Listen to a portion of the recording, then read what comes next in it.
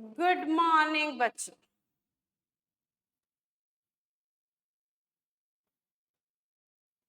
सी enter.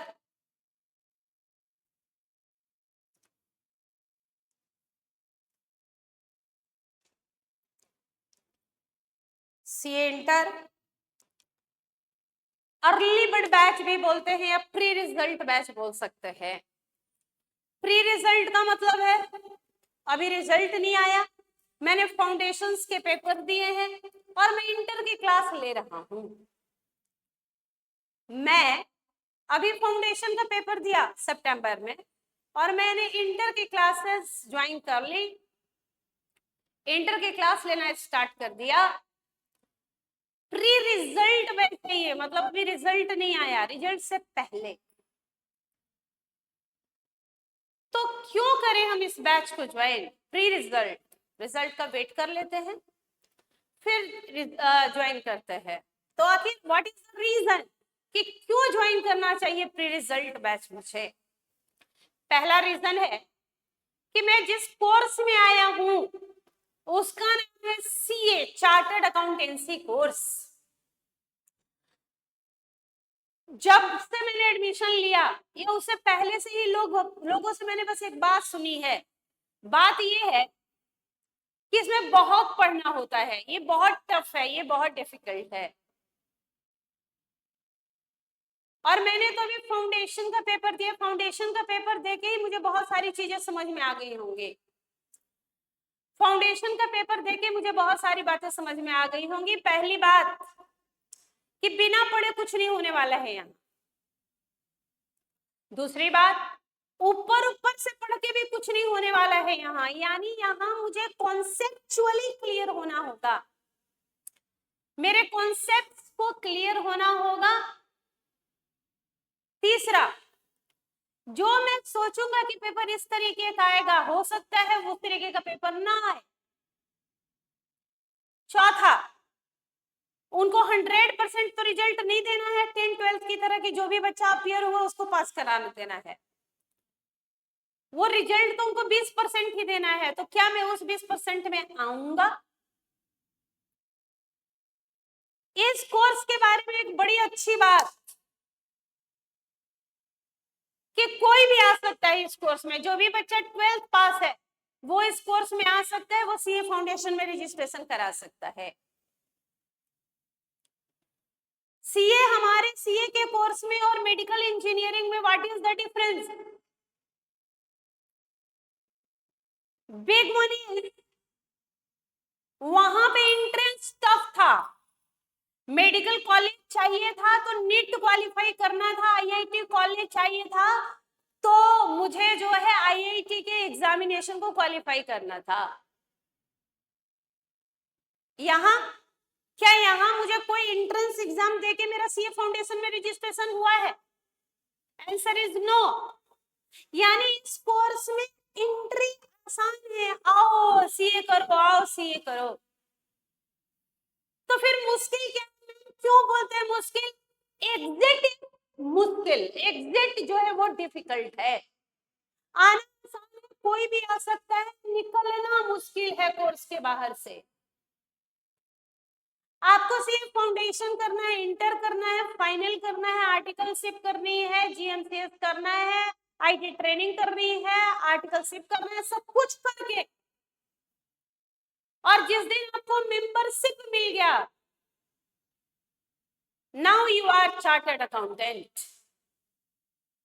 और केवल membership से ही नहीं होगा, अगर कल आप प्रैक्टिस करना चाहते हैं तो certificate of practice COP obtain करना पड़ेगा। And only after getting COP you can carry out this profession as chartered accountant। तो ये जो कोर्स है ये कॉन्टिन्यूटी का है, इस कोर्स में कंसिस्टेंसी चाहिए। अभी मैंने फाउंडेशन दिया, अभी इंटर पढ़ेंगे, इंटर का रिजल्ट अभी आप जैसे ही फाउंडेशन का पेपर दिए होंगे बेटा, फाउंडेशन का पेपर देते ही लगभग हमें पता होता है कि हमारा क्या होने जा रहा है रिजल्ट। अगर मेरे पेपर्स अच्छे गए हैं तो मुझे सीए इंटर की पढ़ाई के लिए लेट नहीं करनी चाहिए, पढ़ना शुरू कर देना चाहिए। और मेरा कोई पेपर बहुत बुरा चला गया कि भाई चाहे कुछ हो जाए, 40 तो बन नहीं रहे हैं, 40 तो आ नहीं सकता, चाहे कुछ हो जाए, तो मुझे सीए फाउंडेशन रीस्टार्ट कर देना चाहिए। ये कोर्स है कंटिन्यूटी का, ये कोर्स है लगे रहने का, ये कोर्स है लेबर का। बहुत सारे अच्छे बच्चों को अपने टीचिंग एक्सपीरियंस के कैरियर में लगभग 17 साल 18 साल हो गए मुझे पढ़ाते हुए सीए कोर्स को। अपने 17-18 साल के टीचिंग जर्नी के दौरान बहुत सारे बहुत अच्छे बच्चों को 90+ वाले बच्चों को सीए फाउंडेशन फेल होते देखा है मैंने, और 60% ला के भी सीए बनते देखा है। यानी पूरा कोर्स कंसिस्टेंसी का है, हार्ड वर्क का है, लगे रहने का है। जो भी ऐसा करता है वो जरूर सीए बनता है।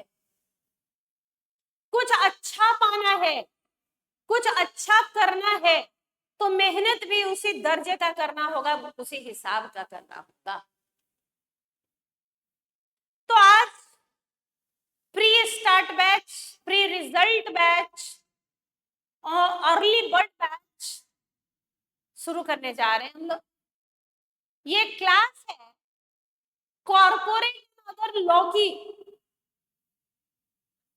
खुश हो आप, नवरात्र का तीसरा दिन है, मां चंद्र घंटा की पूजा हो रही है, उसमें आप सीए इंटर में आ चुके हैं। बोर्ड पे देखो लिखा है CA inter paper number 2 group 1। CA inter में आपको 2 ग्रुप पढ़ना है बेटा। फर्स्ट ग्रुप में 3 पेपर है, सेकेंड ग्रुप में 3 पेपर है। फर्स्ट ग्रुप में जो 3 पेपर है वो है, एक है एडवांस अकाउंट्स, दूसरा है आपका डायरेक्ट टैक्स एंड जीएसटी, और तीसरा जो सब्जेक्ट है वो है कॉर्पोरेट एंड अदर लॉ। तो टोटल 3 सब्जेक्ट है ग्रुप 1 में। पेपर नंबर है एडवांस अकाउंट्स का, पेपर नंबर 2 है कॉर्पोरेट एंड अदर लॉ का, और पेपर नंबर 3 है टैक्सेशन का। वैसे ही जब आप ग्रुप 2 की बातें करेंगे तो ग्रुप 2 के अंदर 3 पेपर पढ़ने हैं आपको। कॉस्टिंग पढ़ना है, एफएम एसएम पढ़ना है, और ऑडिट पढ़ना है। तो टॉपर्स क्लासेस अपना pre result online early bird शुरू कर रहा है, जिसमें सिर्फ 11 रुपए देके ओनली, मतलब सगुन दे रहे हैं आप। सगुन इस बात का कि मैं सीए इंटर में हूं, और चूंकि नवरात्रि में ही शुरू कर रहे हैं आप सिलेबस को, तो मां भगवती आप सारे बच्चों को पास कराएं जल्दी से सीए फाउंडेशन। और चूंकि आप इंटर की पढ़ाई शुरू कर चुके हैं, तो इंटर में आपका उतने दिन का क्लास होता रहे।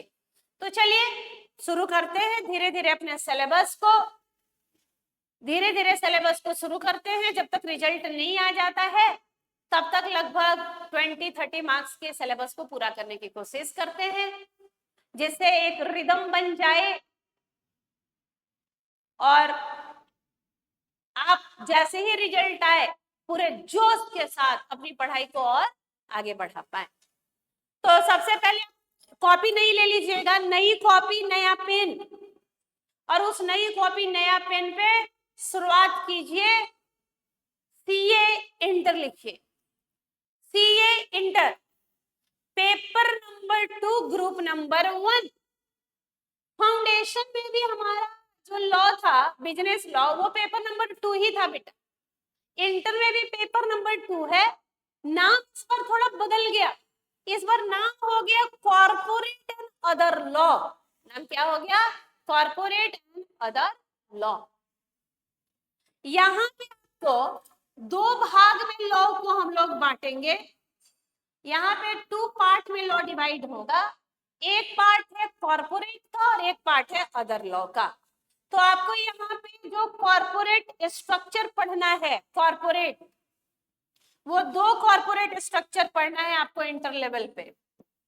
कॉर्पोरेट 2 स्ट्रक्चर आपको पढ़ना है कॉर्पोरेट में। एक पढ़ना है आपको कंपनी, और एक पढ़ना है आपको LLP, लिमिटेड लायबिलिटी पार्टनरशिप। जब आप छोटे बच्चे थे फाउंडेशन में तो आपने पढ़ा है कि कंपनी बॉडी कॉर्पोरेट है, LLP बॉडी कॉर्पोरेट है। तो हम इंटर में दो कॉर्पोरेट स्ट्रक्चर पढ़ेंगे, एक पढ़ेंगे कंपनी और दूसरा पढ़ेंगे LLP। कंपनी के लिए हमें पढ़ना पड़ेगा दी कंपनीज एक्ट, हमें पढ़ना पड़ेगा दी कंपनीज एक्ट 2013, कंपनीज एक्ट 2013। और LLP के लिए हमें पढ़ना पड़ेगा दी LLP एक्ट, दी LLP एक्ट 2008। हमें दो कॉर्पोरेट स्ट्रक्चर पढ़ने हैं इंटर लेवल पे, दो कॉर्पोरेट स्ट्रक्चर, एक पढ़ना है कंपनी और दूसरा पढ़ना है आपको LLP। एक पढ़ना है कंपनी और दूसरा पढ़ना है आपको LLP। अब इस कॉर्पोरेट स्ट्रक्चर में, अब इस कॉर्पोरेट स्ट्रक्चर में कंपनी के लिए हम पढ़ेंगे दी कंपनीज एक्ट 2013 और LLP पढ़ेंगे हम LLP एक्ट 2008 में। अदर लॉ के अंदर, और दूसरा है अदर लॉ। अदर लॉ में हमें टोटल 3 चैप्टर पढ़ना है बेटा। अदर लॉ में हमें कितने चैप्टर्स पढ़ने हैं? 3 चैप्टर्स पढ़ने हैं। वो 3 चैप्टर कौन से हैं अदर लॉ में? पहला है हमारा interpretation, interpretation of statute, interpretation of statute.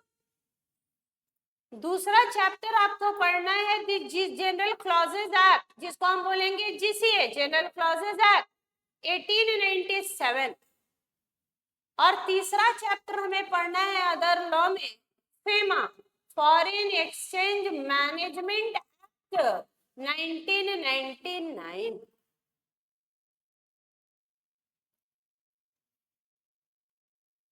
हमें कॉर्पोरेट स्ट्रक्चर दो पढ़ना है, कंपनी और LLP। कंपनी पढ़ेंगे हम कंपनीज एक्ट के अनुसार, कंपनीज एक्ट 2013। LLP पढ़ेंगे हम LLP एक्ट 2008 में। और इसके अलावा हमें 3 चैप्टर और पढ़ना है अदर लॉ में। वो 3 चैप्टर कौन है? एक चैप्टर है आपका इंटरप्रिटेशन ऑफ स्टैट्यूट, दूसरा है जनरल क्लॉजेज एक्ट 1897 और तीसरा है FEMA, foreign exchange management act 1999। Foreign exchange management act 1999।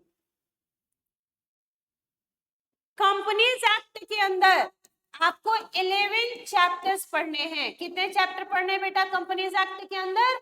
11 chapters. और LLP में कितना चैप्टर पढ़ना है? एक चैप्टर है LLP का, वो पढ़ना है हमें। कंपनीज एक्ट के जो 11 चैप्टर हैं, कंपनीज एक्ट के जो 11 चैप्टर हैं, उनकी हम अभी देखेंगे इस पूरे। गुड मॉर्निंग बच्चों, विवेक, रणबीर। चलिए, तो पढ़ना क्या है पहले ये तो याद कीजिए। पहले पढ़ना क्या है ये तो पता होना चाहिए, याद होना चाहिए। तो आपको, आपने कहा कि पेपर नंबर 2 CA इंटर का नाम है, पेपर का नाम बोलेंगे बच्चे, पेपर का नाम बोलेंगे corporate and other law. Paper का नाम क्या है बेटा? Corporate and other law. दो भाग में बांटेंगे हम सिलेबस को, पहला है कॉर्पोरेट और दूसरा है अदर लॉ। अदर लॉ के अंदर 3 चैप्टर पढ़ने हैं। 3 चैप्टर के नाम बोलेंगे एक बार सारे बच्चे। 3 चैप्टर कौन कौन? पहला इंटरप्रिटेशन ऑफ स्टैट्यूट, दूसरा है द जनरल क्लॉजेज एक्ट 1897 और तीसरा है आपका FEMA, foreign exchange management act 1999। और कॉर्पोरेट में आपको कंपनीज एक्ट के 11 चैप्टर पढ़ने हैं और LLP के अंदर एक चैप्टर पढ़ना है। तो आप ध्यान से देखें तो टोटल चैप्टर आपको हो गए 11 कंपनी के, एक LLP का, 3 अदर लॉ, 15 चैप्टर्स।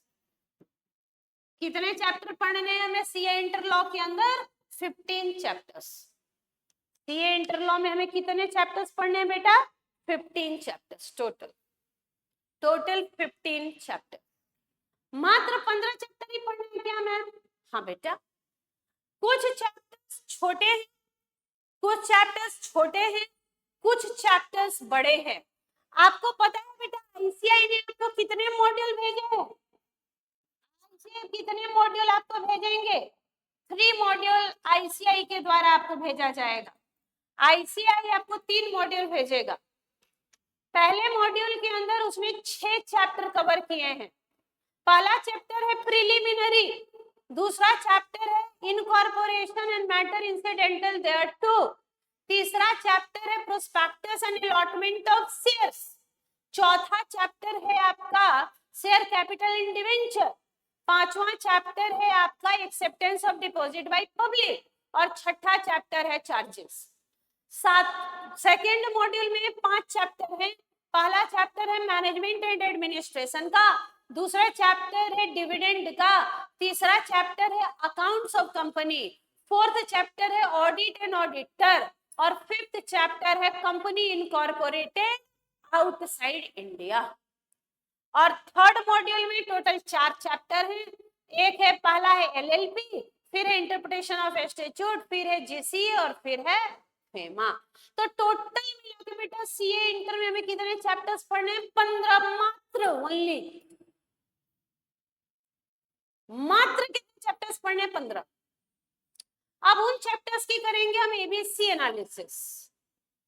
कौन से चैप्टर हैं जो कैटेगरी ए के हैं, कौन से चैप्टर्स हैं जो कैटेगरी बी के हैं और कौन से चैप्टर्स हैं जो कैटेगरी सी के हैं, और फिर हम पढ़ना शुरू करते हैं चैप्टरों को। तो आपको ये समझ में आ गया है कि कितने चैप्टर्स टोटल पढ़ने हैं? अगर आपको समझ में आ गया है, अभी आप लाइव क्लास देख रहे हैं या बाद में रिकॉर्डेड क्लास देखें, तो आपको टोटल सीए इंटर में कितने चैप्टर पढ़ने हैं और पेपर का नाम क्या है आप टाइप कीजिए।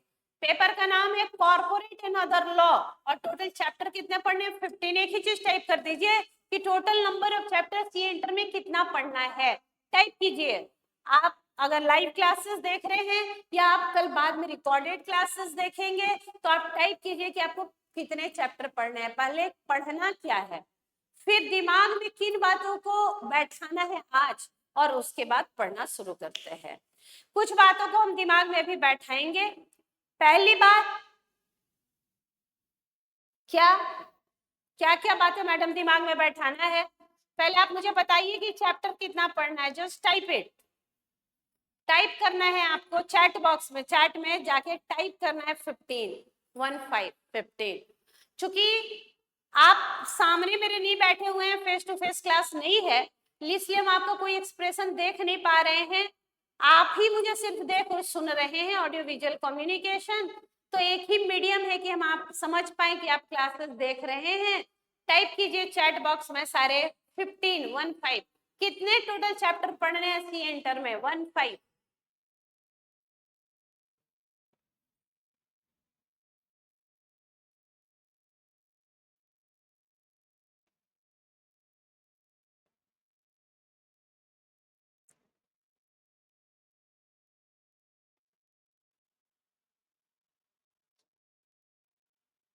टाइप करो बेटा 15। 11 चैप्टर पढ़ने हैं कंपनीज एक्ट के, एक चैप्टर पढ़ना है एलएलपी में और 3 चैप्टर पढ़ना है अदर लॉ का।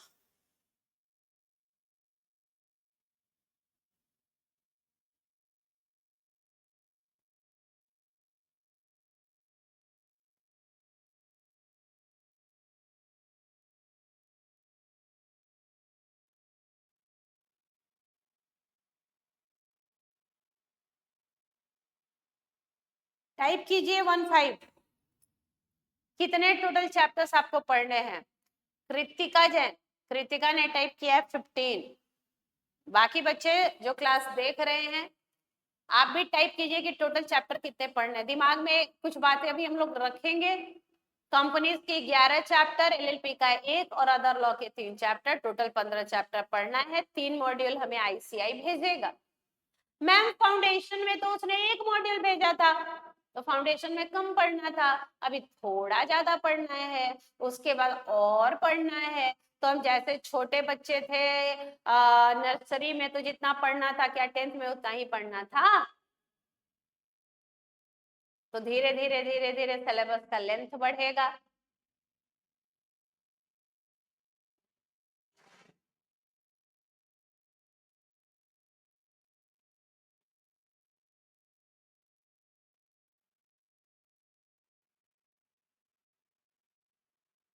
अब ये करने के बाद सबसे पहले आप कीजिए एबीसी एनालिसिस कि ये चैप्टर जो है वो किस ऑर्डर में पढ़ना है, किस ऑर्डर में एबीसी, किन चैप्टरों पे हमें बहुत ज्यादा ध्यान देना होगा, कौन से चैप्टर्स हैं जो कैटेगरी ए के हैं, बी के हैं, सी के हैं। चैप्टर्स को कैटेगरी में बांटिए।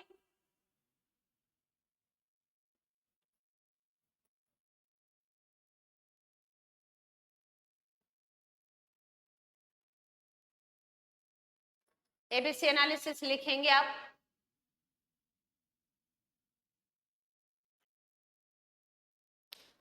कॉर्पोरेट एंड अदर लॉ का एबीसी एनालिसिस है, ये एबीसी एनालिसिस है।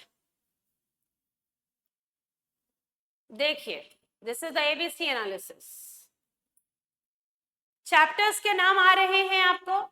Declaration and payment of dividend chapter number 6 है। Sorry, declaration and payment of chapter number 7 है, चैप्टर नंबर 7 है। Acceptance of deposit chapter number 5 है। Registration of charges chapter number 6 है। हम एबीसी कैटेगरी के चैप्टर्स बांट रहे हैं। सबसे पहले बी कैटेगरी में जो चैप्टर्स हैं वो हमेशा हमें पास होने के लिए होते हैं। ये जो 7 चैप्टर्स हैं, declaration and payment of dividend, acceptance of deposit, registration of charges, management and administration, accounts of companies, audit auditor, company incorporated outside India, ये जो 7 चैप्टर्स हैं कंपनीज एक्ट के, ये आपको हेल्प करेंगे सबसे पहले कि आपको 50 नंबर कैसे लाके पास होना है। Management and administration chapter number 7 है। अकाउंट्स चैप्टर नंबर 8 है। ऑडिटर मैनेजमेंट 7 हो गया, मैनेजमेंट 7 हो गया, डिविडेंड 8 हो गया, अकाउंट्स 9 हो गया, ये ऑडिटर 10 हो गया, ये 11 हो गया। अब ध्यान से देखिए, यहाँ से कुछ बात निकाल रहे हैं हम लोग। चैप्टर नंबर 5, 6, 7, 8, 9, 10, 11, मतलब अगर कोई बच्चा चैप्टर 5 से स्टार्ट करके और 11 तक पढ़ ले तो वो सीए इंटर के लॉ पेपर में पास हो जाएगा, ये मेरी गारंटी।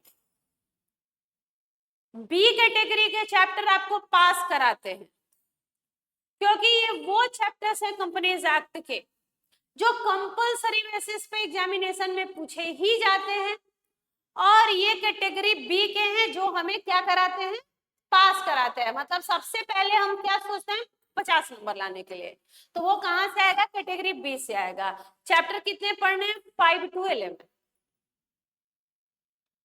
ये करने के बाद हम कैटेगरी ए के चैप्टर्स में अगर आए तो कैटेगरी ए के चैप्टर्स हैं टोटल हमारे पास 4।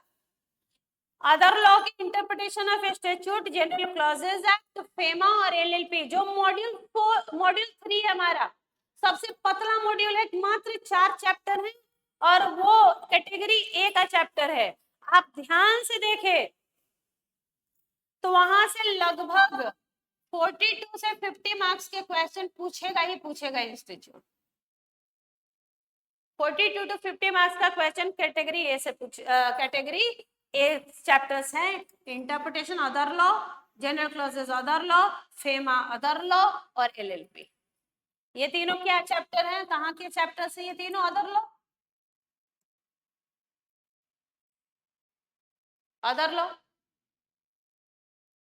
और उसके बाद बेटा कैटेगरी सी के चैप्टर्स में आते हैं। ये आपका चैप्टर नंबर 1 है कंपनीज एक्ट का, ये चैप्टर नंबर 2 है, प्रोस्पेक्टस चैप्टर नंबर 3 है, और share capital and debenture chapter number 4 है। ये जो 4 चैप्टर हैं कंपनीज एक्ट के 1 2 3 4, ये सी कैटेगरी के चैप्टर्स है। सी कैटेगरी का मतलब ये नहीं कि क्वेश्चन नहीं आता है, बहुत बार हम इनमें सेलेक्टिव भी जाते हैं, सेलेक्टिव भी जाते हैं कि भाई तुम प्रोस्पेक्टस के ये 10 सेक्शन पढ़ लो, शेयर कैपिटल के 10 सेक्शन पढ़ लो, इनकॉर्पोरेशन के 10 पढ़ लो, प्रिलिमिनरी में तो 2 सेक्शन ही होते हैं, तो भी आपको कुछ भी सोचने की जरूरत नहीं, आपका कोर्स हो जाएगा।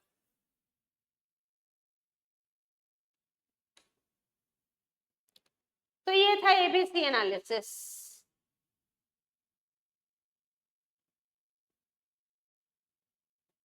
तो ये था आपका एबीसी एनालिसिस।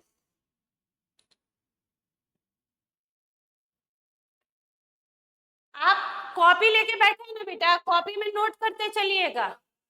क्या एबीसी एनालिसिस हम लिख रहे हैं, एबीसी एनालिसिस कैटेगरी बी ए सी। चलिए लिखिए, 2 मिनट 3 मिनट का टाइम लगाइए, आप नोट करते चलिए।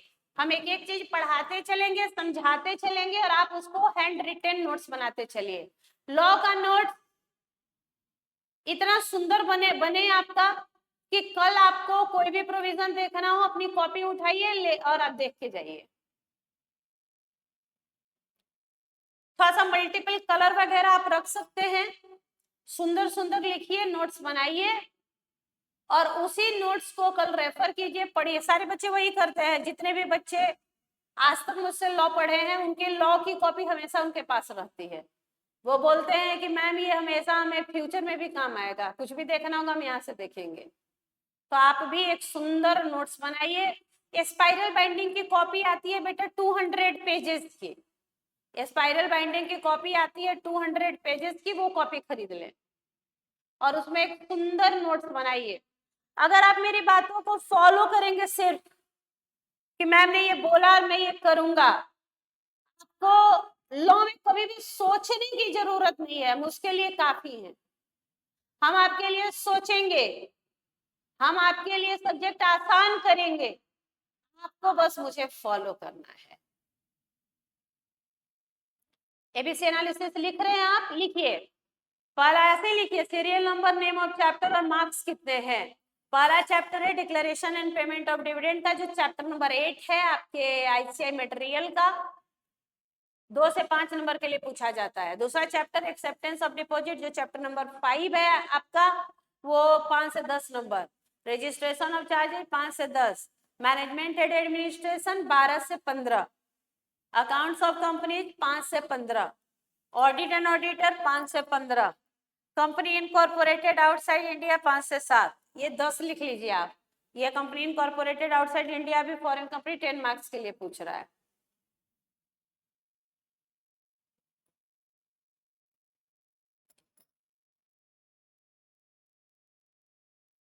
इसके बाद ये सब कैटेगरी बी के चैप्टर है। कैटेगरी बी हमें पास कराता है लॉ, कैटेगरी ए हमें अच्छी स्कोरिंग कराता है 70s 80s में, और प्रिलिमिनरी हमें अच्छा लगता है क्योंकि कम पढ़ के और पूरा मार्क्स दिलाता है। तो इस तरीके से लॉ को हम एबीसी एनालिसिस में बांट दिए। क्या पढ़ना है, कैसे पढ़ना है, 15 चैप्टर।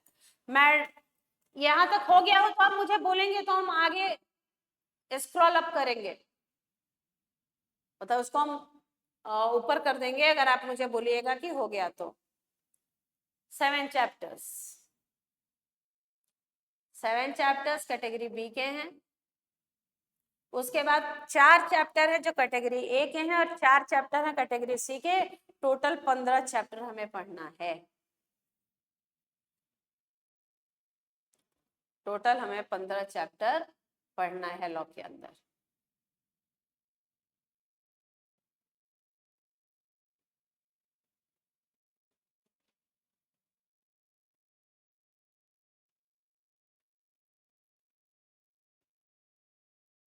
टोटल 15 चैप्टर हमें पढ़ना है।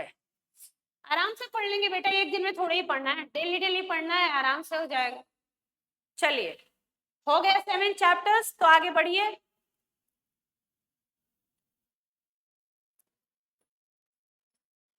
कैटेगरी ए में 4 चैप्टर है, interpretation of statute, general clauses act, FEMA और एलएलपी। ये कैटेगरी ए चैप्टर्स हैं, interpretation of statute, general clauses act, FEMA और एलएलपी। ये हमें मदद करेंगे लॉ में ये स्कोरिंग के लिए। अगर हम लॉ में अच्छा करना चाहते हैं, 70s 80s की स्कोरिंग, तो वो मदद करेगा हमें category A chapter. Good morning अर्पित।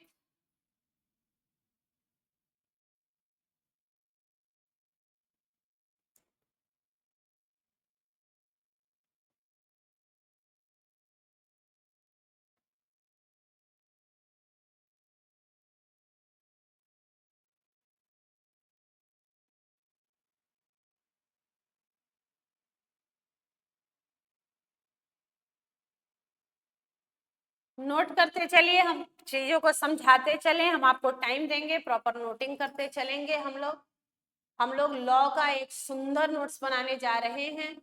वो नोट्स का मतलब होगा जो पूरा कंपाइल्ड शॉर्ट नोट्स होगा, जो कल आपको वही रिवीजन करना है, वही बार बार पढ़ना है, और लॉ में आपको कुछ नहीं पढ़ना। अगर आप मुझसे पहले लॉ पढ़ चुके हैं सीए फाउंडेशन में, तो आपको पता है हमेशा नोट्स पे काम करते हैं हम लोग।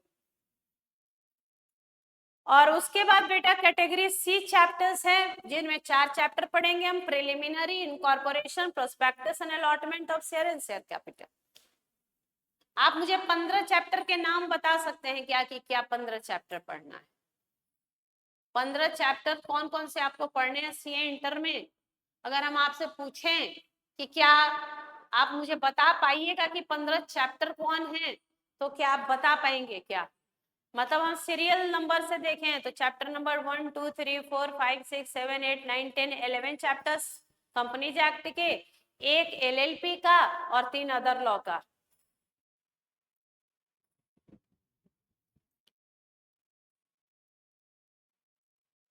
चार चैप्टर कैटेगरी सी के हैं, preliminary, incorporation, prospectus and allotment and share capital and debenture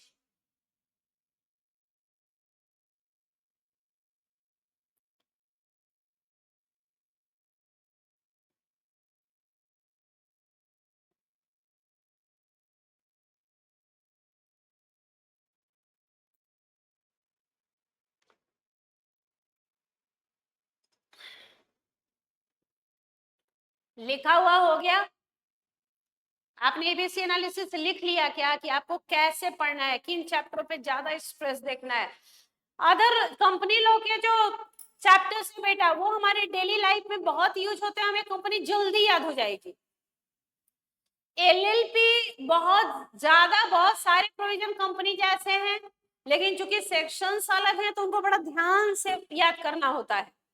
और अदर लॉ का जो लैंग्वेज है, अदर लॉ का जो लैंग्वेज है वो हमारा यूजुअल लैंग्वेज नहीं है। जैसे अदर लॉ में इंटरप्रिटेशन चैप्टर में आप पढ़ रहे हैं, rule of literal interpretation, regional interpretation, exceptional interpretation, beneficial construction, harmonious construction, ejusdem generis, noscitur sociis, contemporanea expositio. ये सुनकर नहीं आपको लग रहा है कि भाई ये इसी ग्रह के हैं क्या मैम? तो हमें पढ़ते समय किन चैप्टरों में किन बातों का ख्याल रखना है, ये ध्यान देना होगा। लॉ के बारे में हम आपको कुछ बातें आपके दिमाग में बैठा देना चाहते हैं। पहली बात, लॉ का जो पेपर एग्जामिनेशन में आपसे पूछेगा, पहली बात, लॉ का जो पेपर आपसे एग्जामिनेशन में पूछेगा,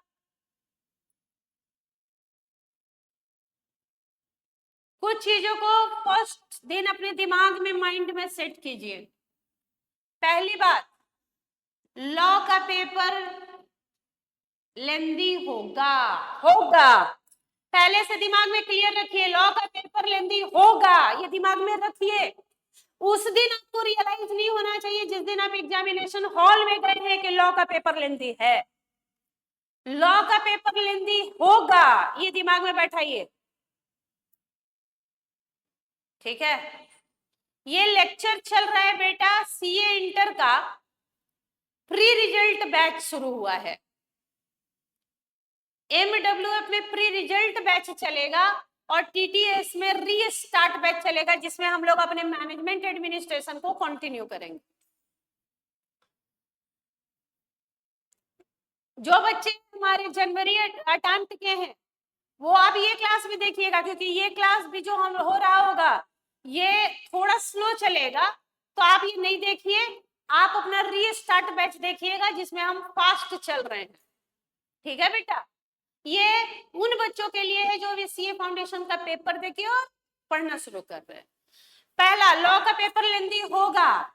दूसरा, कॉन्सेप्चुअल होगा, मतलब कॉन्सेप्चुअल क्लैरिटी होनी जरूरी होगी पेपर की, पेपर लेंदी होगा, कॉन्सेप्चुअल होगा। तीसरा, ट्रिकी होगा, और चौथा, इजी होगा। पेपर अगर बड़ा है तो इसका ये मतलब नहीं है कि पेपर टफ है। पेपर को पढ़ने में ज्यादा समय लग रहा है, बनाने में ज्यादा समय लग रहा है, लेकिन वो मुश्किल है ऐसा कुछ नहीं है।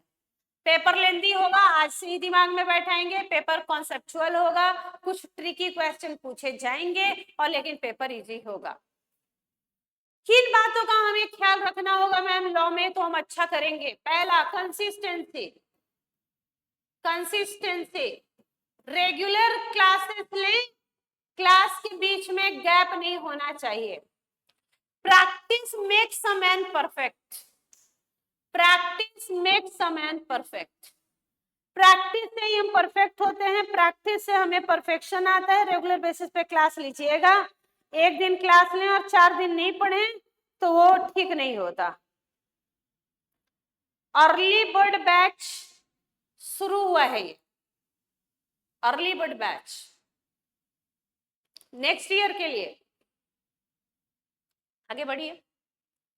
तो पहला लेंदी होगा, कॉन्सेप्चुअल होगा, ट्रिकी होगा, और लेकिन होगा आसान। पहला, कंसिस्टेंसी मेंटेन करेंगे, जैसे जैसे जैसे चैप्टर्स पढ़ रहे हैं उनको हम कंसिस्टेंसी रेगुलर बेसिस पे पढ़ेंगे। दूसरा, प्रॉपर नोट्स बनाएंगे, प्लस जैसे जैसे चैप्टर्स होते जाएंगे हम उनके क्वेश्चन प्रैक्टिस भी करते जाएंगे। हम क्वेश्चन प्रैक्टिस मतलब राइटिंग स्किल पे फ्रॉम वेरी बिगिनिंग काम करेंगे। हम प्रॉपर सुंदर नोट्स बनाएंगे, क्वेश्चनों की प्रैक्टिस करेंगे। टीचर जैसे एक एक चैप्टर खत्म होने के बाद टेस्ट देगा तो हम टेस्ट देंगे और हम देखेंगे कि हम क्या पढ़ रहे हैं। तीसरा, घर में जाके रिवाइज करेंगे, जो मैंने आज आपको क्लास में पढ़ाया, जो हम आपको क्लास में पढ़ाएंगे लिखवाएंगे उसको रिवीजन करने में आधा घंटे से ज्यादा का समय नहीं लगेगा, क्योंकि हम कोशिश करते हैं कि लॉ में हम आपको सब कुछ यहीं करा दें, आपको घर में जाके कुछ ना पढ़ना पड़े। एक बार आधा घंटे का रिवीजन चाहिए होगा। जो भी हम टेस्ट लें वो टेस्ट में अपना बेस्ट परफॉर्मेंस दीजिए। अगर आप ये 4 काम कर गए, अगर आप रेगुलर हैं, प्रॉपर नोट्स बना रहे हैं, क्वेश्चन की प्रैक्टिस कर रहे हैं, घर में जाके लाउड होके चीजों को रिवाइज कर रहे हैं, और सारे टेस्ट जो ड्यूरिंग कोर्सेज हम लेंगे अगर आपने दिया है, कोई माई का लाल आपको लॉ में फेल नहीं करा सकता। चाहे आईसीआई कितना भी टफ क्वेश्चन दे दे, आप फेल तो कम से कम नहीं होंगे। बहुत टफ क्वेश्चन बनाए आईसीआई, फिर भी कम से कम 40, 50, 60 लाने के लिए हमें ना सोचना पड़े, इस पे कम करेंगे हम लोग फ्रॉम वेरी बिगिनिंग। तो अगर आप समझ चुके हैं कि आपको 15 चैप्टर पढ़ने हैं, कंपनीज एक्ट के 11 चैप्टर, कंपनीज एक्ट में 11 चैप्टर कौन कौन से हैं? पहला चैप्टर, आप देखिए एबीसी एनालिसिस हम बोल रहे हैं और आपको भी याद हो जाएगा, आप देखिए अपना एबीसी एनालिसिस, आप देखिए एबीसी एनालिसिस। पहला चैप्टर है प्रिलिमिनरी, दूसरा चैप्टर है इनकॉर्पोरेशन, तीसरा चैप्टर है prospectus and allotment of share, fourth chapter है शेयर कैपिटल एंड डिवेंचर, पांचवा चैप्टर है एक्सेप्टेंस ऑफ डिपॉजिट, छठा चैप्टर है रजिस्ट्रेशन ऑफ चार्जेस, सातवां चैप्टर है मैनेजमेंट एंड एडमिनिस्ट्रेशन, 8वां चैप्टर है declaration and payment of dividend, 9th chapter है आपका accounts of company, 10th chapter है ऑडिट एंड ऑडिटर, और 11th चैप्टर है कंपनी इनकॉर्पोरेटेड आउटसाइड इंडिया। यानी आपको कंपनीज एक्ट में 11 चैप्टर्स जो पढ़ने हैं, आईसीआई आपको टोटल 3 मॉड्यूल भेज रहा है, उसमें 2 मॉड्यूल कंपनी का है बेटा। 2 मॉड्यूल क्या का है? कंपनीज एक्ट का। और लास्ट मॉड्यूल में 4 चैप्टर है। पहला चैप्टर है एलएलपी का और 3 अदर लॉ पढ़ना है, interpretation of statute, general clauses act 1897 और फेमा 1999। याद हो गए क्या बेटा आपको 15 चैप्टर के नाम? क्या आपको 15 चैप्टर के नाम याद हो गए? नहीं मैम, 2 मिनट का समय दो, चलो ले लो 2 मिनट और 15 चैप्टर याद करो। आप जहां बैठे हैं, जैसे बैठे हैं, लाउड होइए, लाउड होइए, बोलिए, जितना बार लॉ बोलिएगा लॉ उतना आसान होगा। ये ऑडियो विजुअल कम्युनिकेशन है, आप मुझे देख रहे हैं, आप मुझे सुन रहे हैं, आप मुझे देख रहे हैं, आप मुझे सुन रहे हैं। जैसे आपको मूवी याद हो जाती है वैसे ही लॉ याद हो जाएगा। मूवी के डायलॉग हो जाते हैं, एक चुटकी सिंदूर की कीमत तुम क्या जानो रमेश बाबू। छावा के डायलॉग याद हो जाते हैं, कैसे याद हो जाते हैं? Audio visual communication. 15 चैप्टर्स के नाम याद कर रहे हैं मैम हम। कंपनीज एक्ट के 11 चैप्टर, कंपनीज एक्ट के 11 चैप्टर। पहला चैप्टर है प्रिलिमिनरी, दूसरा इनकॉर्पोरेशन, तीसरा prospectus and allotment of share, fourth chapter है share capital and debenture, fifth chapter है acceptance of deposit, sixth chapter है registration of charges, seventh chapter है management and administration, eight chapter है declaration and payment of dividend, ninth chapter है accounts of companies, 10th chapter है audit and auditor और 11th chapter है company incorporated outside India. Total 3 module है जिसमें 2 module companies act का है और जो थर्ड मॉड्यूल है उसमें 4 चैप्टर है। पहला है एलएलपी 2008 और उसके अलावा 3 अदर लॉ हैं। 3 अदर लॉ क्या क्या पढ़ना है? इंटरप्रिटेशन ऑफ स्टैट्यूट, दूसरा दी जनरल क्लॉजेस एक्ट 1897, तीसरा एलएलपी सॉरी फेमा 1999। तो टोटल हो गए 15 के 15 चैप्टर। क्या पढ़ना है और कैसे पढ़ना है हो चुका, तो अब पढ़ना है पे आते हैं। क्या पढ़ना है? 15 चैप्टर्स पढ़ने हैं। 15 चैप्टर की हमने करी एबीसी एनालिसिस और उसके बाद हम आ गए कि अपने पढ़ते समय 4 बात फ्रॉम वेरी बिगिनिंग आज से ही दिमाग में डाल लीजिए। लॉ का पेपर लेंदी होगा, लॉ का पेपर कॉन्सेप्चुअल होगा, लॉ का पेपर ट्रिकी होगा, लॉ का पेपर आसान होगा। रेगुलर बेसिस पे पढ़ेंगे, कंसिस्टेंसी मेंटेन करेंगे, प्रॉपर नोट्स बनाएंगे, क्वेश्चन प्रैक्टिस करेंगे। घर में जाके मैडम आप जितना आज पढ़ा के भेजोगी उतना जाके रिवाइज करके ही आएंगे, ये कसम खाते हैं, और सारे टेस्ट देंगे। इसके बाद तुमको कोई फेल करके लॉ में दिखला दे, उसके बाद चाहे पेपर आईसीआई कितना भी मुश्किल सेट करे तुम तैयार हो। और ये तैयारी है 5 महीने की। 5 महीने हम तैयार हुए हैं इसलिए कि हम अपने पेपर्स को दे के आएंगे इस तरीके से। आगे बढ़े, आगे बढ़ते हैं, शुरू करते हैं पहला चैप्टर प्रिलिमिनरी का। मैडम प्रिलिमिनरी तो हम फाउंडेशन में पढ़ के आए हैं, देखते हैं तुमको कितना आता है कंपनी। मैडम पढ़ के सेक्शन 1 एंड 2 हमें फाउंडेशन में कंपनीज एक्ट पढ़ना था, तो ठीक है ना बेटा, देखते हैं कि कितना पढ़ के आए हो। चलो तुम बताते रहना। Chapter number 1 preliminary, chapter number 1 preliminary.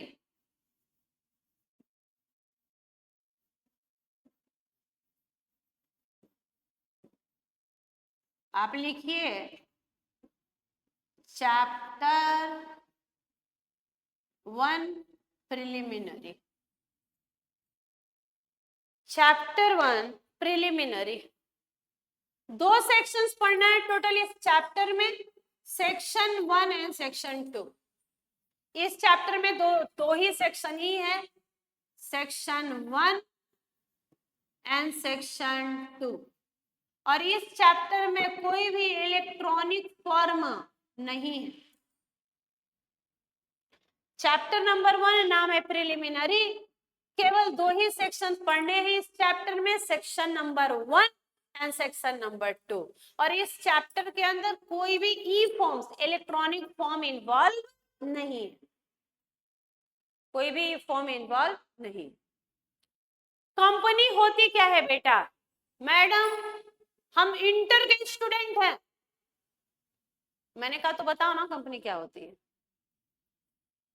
Section 2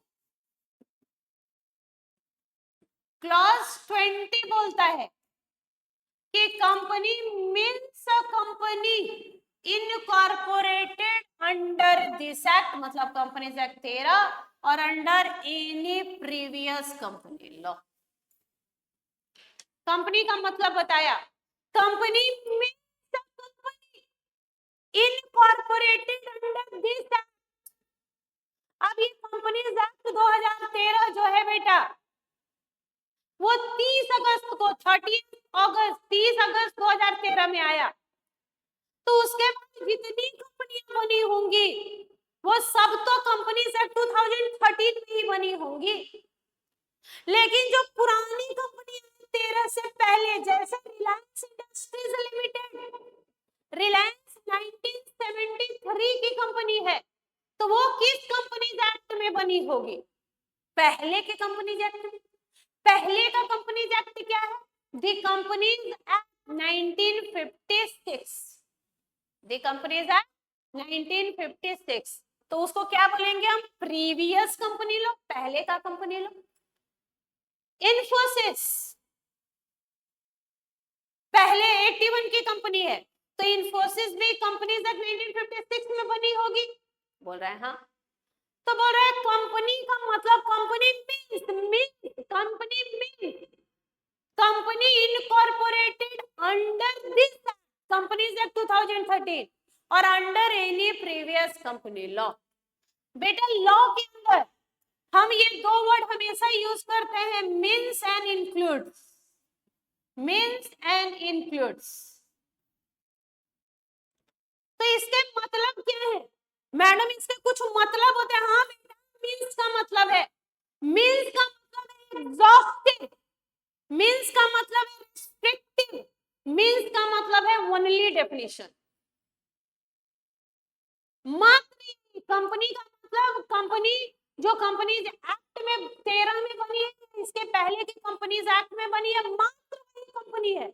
उसके अलावा आप किसी को कंपनी नहीं बोल सकते, उसके अलावा आप किसी को भी कंपनी नहीं बोल सकते। मिल जाएगा बेटा ये रूल, आपको हैंड रिटन नोट्स चाहिए तो मिल जाएगा, मिल भी जाएगा। और हम तो चाहते हैं कि अगर आप क्लास में साथ साथ मेरे नोट कर लेते तो आपका एक हैंड रिटन प्रैक्टिस भी हो जाता लॉ का। क्योंकि लॉ में एक समस्या तो ये भी है कि हैंड रिटन प्रैक्टिस, जिसको भी यार हैंड रिटन नोट्स चाहिए मिल जाएगा, हैंड रिटन नोट्स प्रोवाइड करा देंगे। आपको हाय का मैसेज करना होगा मुझे, हाय मेरे व्हाट्सएप नंबर पे, और हम आपको ये नोट्स रिटन फॉर्म में प्रोवाइड करा देंगे। लेकिन हम ये भी चाहते हैं कि आप इसको अपने हाथ से अपनी कॉपी में लिख के और सुंदर अपना नोट्स भी तैयार करें, हैंड रिटन। 2 काम लॉ के अंदर बेटा, राइटिंग प्रैक्टिस भी जरूरी है। हम आपको दे देंगे आपकी सुविधा के लिए कि आपके पास सामने रहेगा और आप जो है वहां से देख के नोट कर लेते हैं, तो इसके लिए हम आपको दे देंगे। आप बोलिएगा हैंड रिटन नोट्स, तो मुझे क्या दिक्कत है। लेकिन अगर हम आपको टाइम दे रहे हैं लिखने का, आप मेरे साथ साथ लिखेंगे तो आपकी राइटिंग प्रैक्टिस होती जाएगी। और आपको पता है कि लॉ में राइटिंग प्रैक्टिस बहुत जरूरी है।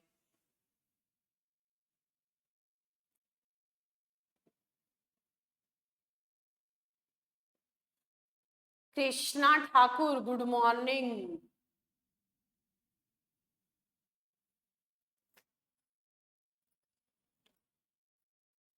आप मुझे हाय का मैसेज करेंगे मेरे व्हाट्सएप नंबर पे 7291010463 पे, और ये हैंड रिटन नोट्स हम आपको प्रोवाइड करा देंगे। अपना नाम और आप अर्ली बर्ड हैं तो अर्ली बर्ड बोल के मैसेज कीजिएगा। नोट्स भी हैंड रिटन प्रोवाइड करेंगे, और दूसरा आप लिखते भी चलिए तो अच्छा होगा, राइटिंग प्रैक्टिस हो जाएगी बेटा। आपको पता है लॉ के अंदर राइटिंग प्रैक्टिस हो जरूरी है। तो कंपनी क्या होती है? Company means a company incorporated under this act, companies act 13, और under any previous company law. यानी कंपनी का मतलब कंपनी जिसका इनकॉर्पोरेशन रजिस्ट्रेशन या तो आपने कंपनीज एक्ट 13 में कराया है या पहले के किसी कंपनीज एक्ट में रजिस्टर हुई है। लॉ के अंदर फ्रीक्वेंटली आप दो वर्ड्स देखेंगे, एक होता है मीन्स और दूसरा होता है इंक्लूड। मीन्स का मतलब होता है exhaustive definition, restrictive definition, only definition, मात्र यही। कंपनी का मतलब कंपनी जिसका इनकॉर्पोरेशन कंपनीज एक्ट में हुआ है, मात्र वही कंपनी है बेटा, उसके अलावा कंपनी हो ही नहीं सकती। इंक्लूड का मतलब है कि और भी चीजें इनमें समय समय पे फॉर टाइम बिंग इंक्लूड होंगी, फर्दर एडिशन पॉसिबल है। और अगर आप देखते हैं मीन्स एंड इंक्लूड तो वो भी एग्जॉस्टिव डेफिनेशन होता है। मैंने आपसे बोला कि एक एग्जांपल लो, human being means boys, human being means boy. Human being का मतलब होता है लड़के, तो देवियां तो क्रोधित हो जाएंगी, और अभी तो नवरात्र चल रहा है, देवी का क्रोध अच्छा नहीं है। नहीं तो महिलाएं तो मुझसे नाराज होंगी, मैडम क्या हम ह्यूमन बीइंग नहीं, मतलब ये क्या ह्यूमन बीइंग मींस बॉय, मतलब ह्यूमन बीइंग का मतलब सिर्फ लड़के, तो हम तो ह्यूमन बीइंग नहीं बोल रही। देवी शांत होइए, आप देवी हैं, आप अवतार हैं, आप सर्वदा पूजनीय हैं, आप तो साक्षात माता का स्वरूप हैं। आप जो हैं, आपको तो और ऊपर की कैटेगरी मैंने कही, भाई आप तो माताएं हैं। मतलब देखो ह्यूमन बीइंग मींस बॉय, मतलब ह्यूमन बीइंग का मतलब सिर्फ लड़के हैं, तो लड़कियां ह्यूमन बीइंग नहीं होती। और इसी को अगर मैंने चेंज कर दिया कि ह्यूमन बीइंग मींस गर्ल्स, मतलब ह्यूमन बीइंग का मतलब सिर्फ लड़कियां हैं, तो बॉय ह्यूमन ही नहीं होते, ह्यूमन बीइंग ही नहीं होते। तो ये मतलब होता है मींस का। मींस का मतलब होता है एग्जॉस्टिव, मींस का मतलब होता है रेस्ट्रिक्टिव, मींस का मतलब होता है ओनली। तो जब भी लॉ के अंदर मींस, जैसे आपने पढ़ा होगा फाउंडेशन में, private company means a company, public company means a company, small company means जब बोलते हैं तो मींस का मतलब होता है कि प्राइवेट कंपनी का सिर्फ यही मतलब है, पब्लिक कंपनी का सिर्फ यही मतलब है, स्मॉल कंपनी का सिर्फ यही मतलब है, ओपीसी का सिर्फ यही मतलब है। मींस का ये मतलब होता है एग्जॉस्टिव, रेस्ट्रिक्टिव, ओनली, मात्र, इंक्लूसिव, और भी ऐड होंगे, टाइमिंग और भी चीजें इंक्लूड होती रहेंगी, further addition is possible. Means exhaust, means and inclusive, exhaustive. Section 2 clause 16 आपसे कुछ कंपनीज एक्ट के बारे में बोल रहा है कि कुछ प्रीवियस कंपनी लॉ है, जैसे joint stock companies act 1844, the Indian companies act 1866, the Indian companies act 1882, the Indian companies act 1930, the registration of transferred companies ordinance 42, और द कंपनीज एक्ट 1956। ये क्या है?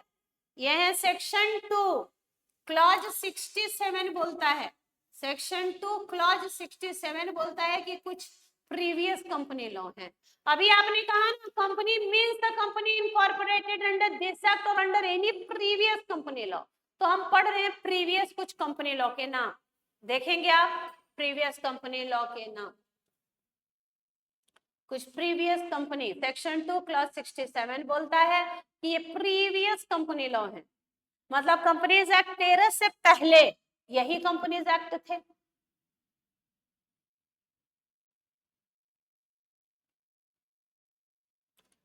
प्रीवियस कंपनीज एक्ट कौन कौन हो गया बेटा? पहला the joint stock companies act 1844, दूसरा दी कंपनीज एक्ट 1866, तीसरा the companies act 1882, fourth Indian companies act 1930,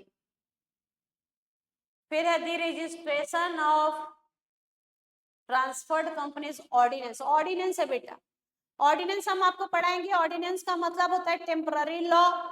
जिस समय हमारा पार्लियामेंट सेशन में नहीं होता है उस समय प्रेसिडेंट को भी पावर है कि वो इमरजेंसी में लॉ बनाते हैं, और जब पार्लियामेंट सेशन में आता है तो उसको हम लोग पास करा लेते हैं। अगर नहीं पास हुआ तो लैप्स कर जाता है।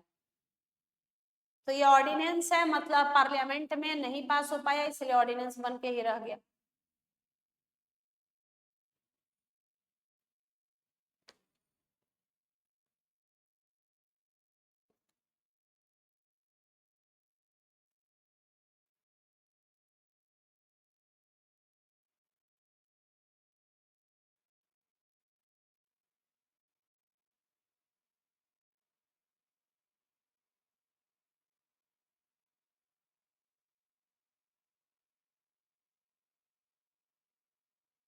लिख लिया आपने नाम प्रीवियस कंपनीज एक्ट का? The joint stock companies act 1844, Indian companies act 1866, the Indian companies act 1882, the Indian companies act 1913, the registration of transferred companies ordinance 1912 और द कंपनीज एक्ट 1956। ये प्रीवियस कंपनी लॉ है।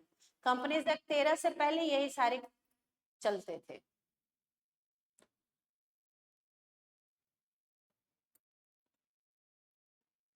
अब आपसे पहला प्रश्न आ रहा है।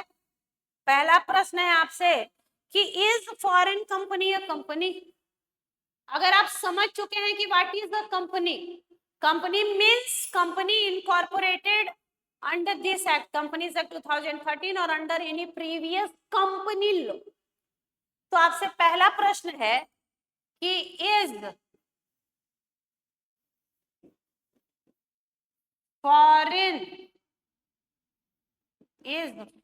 Company a company?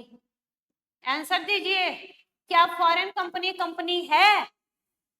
क्या फॉरेन कंपनी कंपनी है? आंसर दीजिए अगर आप ये डेफिनेशन समझे हैं कि व्हाट इज अ कंपनी। अगर आप समझे हैं कि व्हाट इज अ कंपनी तो आंसर दीजिए कि क्या फॉरेन कंपनी कंपनी होती है?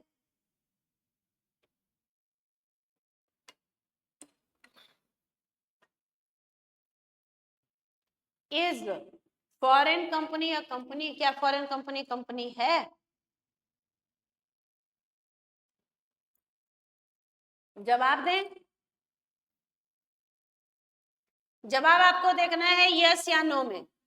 हाँ फॉरेन कंपनी कंपनी है, या जिसको लग रहा है नहीं फॉरेन कंपनी तो कंपनी नहीं है। कंपनी नहीं है तो क्या है हम देखेंगे। अभी सिर्फ आपको ये जवाब देना है सेक्शन 2 क्लॉज 20 के अनुसार कि क्या फॉरेन कंपनी कंपनी है।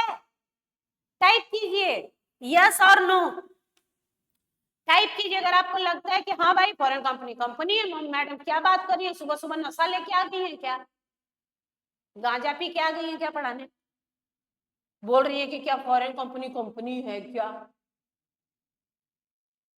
टाइप कीजिए यस या नो। इंटरेक्शन दिखलाइए क्लास में बेटा। Teaching is not at all a one way communication. Teaching is not a one way communication at all. Teaching is not a one way communication at all. One way communication है कि हम बोलते रहे। आप भी तो अपना रिस्पॉन्स दें कि क्या इज फॉरेन कंपनी या कंपनी, क्या फॉरेन कंपनी कंपनी है as per definition of company under section 2 clause 20। आपने कहा सेक्शन 2 क्लास 20 बोलता है company means a company incorporated under this act और under any previous company law. अब तो आपने प्रीवियस कंपनी लॉ भी देख लिया कि पहले ये सब कंपनीज एक्ट होते थे। तो आप जवाब दीजिए कि इज फॉरेन कंपनी या कंपनी। टाइप कीजिए यस और नो टाइप करना है। अगर आपको लगता है कि हाँ कंपनी है तो लिखिए यस, और आपको लगता है नहीं कंपनी तो नहीं है, तो लिखिए नो।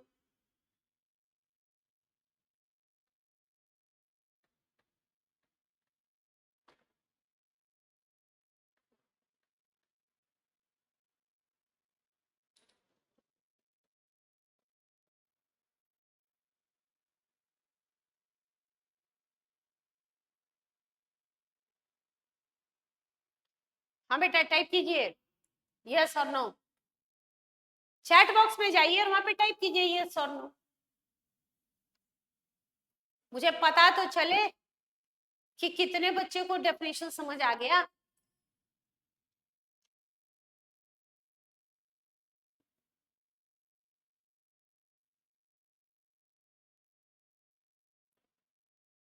आंसर है नो, आंसर है no. Foreign company is not a company under section 2 clause 20, क्योंकि अगर फॉरेन कंपनी कंपनी होगी अंडर सेक्शन 2 क्लॉज 20 में तो उसको इंडिया के कंपनीज एक्ट 2013 या इंडिया के किसी पहले के कंपनीज एक्ट में रजिस्टर होना होगा।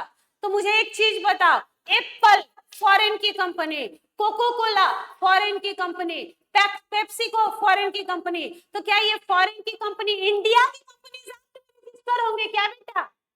क्या ये फॉरेन की कंपनियां इंडिया की कंपनीज एक्ट में रजिस्टर हुए होंगे क्या? नहीं। अगर कंपनी इंग्लैंड की है तो वो यूके कंपनीज एक्ट में रजिस्टर्ड हुई होगी, अगर कंपनी अमेरिका की है तो अमेरिका के कंपनीज एक्ट में रजिस्टर हुई होगी, तो फिर वो हमारी कंपनी कैसे कही जाएगी? तो यानी कि फॉरेन कंपनी हमारी कंपनी के डेफिनेशन में नहीं आता सेक्शन 2 क्लॉज। मींस का मतलब एग्जॉस्टिव, मात्र कंपनी मात्र वही है जो कंपनीज एक्ट 2013 में, ये इसके पहले के कंपनीज एक्ट में रजिस्टर्ड है, मात्र वही कंपनी है, उसके अलावा कोई भी कंपनी नहीं है। तो क्या कोई फॉरेन कंपनी एप्पल, क्या एप्पल इंडिया की कंपनी एक्ट में रजिस्टर हुई होगी? सोच के बोलो। नहीं, तो फॉरेन कंपनी कंपनी नहीं है। तो फिर फॉरेन कंपनी क्या है? फॉरेन कंपनी बॉडी कॉर्पोरेट है, फॉरेन कंपनी बॉडी कॉर्पोरेट है। और चूंकि अभी आप पढ़िएगा फॉरेन कंपनी का डेफिनेशन आपने फाउंडेशन में पढ़ा होगा section 2 clause 42, foreign company means a company और body corporate incorporated outside India and which has a place of business in India. Foreign company India में आके अगर अपना प्लेस ऑफ बिजनेस लगाएगी तो जाहिर सी बात है हम अपने कंपनीज एक्ट के कुछ सेक्शंस जैसे सेक्शन 379 टू 393 ए अप्लाई कर देंगे। लेकिन अगर आप पूछिए किसी से, आप फाउंडेशन के स्टूडेंट हैं, आप पूछिए किसी से भी कि क्या फॉरेन कंपनी कंपनी है, और अगर बोलता है कि हाँ, तो आप जवाब दीजिए उसको no, foreign company is not a company under companies act और under section 2 clause 20 foreign company company ही नहीं है। फॉरेन कंपनी क्या है? Body corporate notified by CG, जिसको सीजी ने नोटिफाई किया और बोला कि चूंकि उनका प्लेस ऑफ बिजनेस हमारे यहाँ है, अब वो प्लेस ऑफ बिजनेस लगाएंगी, वो खुद से बिजनेस करें, फिजिकली करें, इलेक्ट्रॉनिकली करें, खुद से करें, एजेंट रख के करें, जिस मोड में करना है करें। अगर प्लेस ऑफ बिजनेस इंडिया में लगाती है तो हम अपने कंपनीज एक्ट उन पर लगाएंगे सेक्शन 379 टू 393 ए, लेकिन फॉरेन कंपनी कंपनी नहीं है।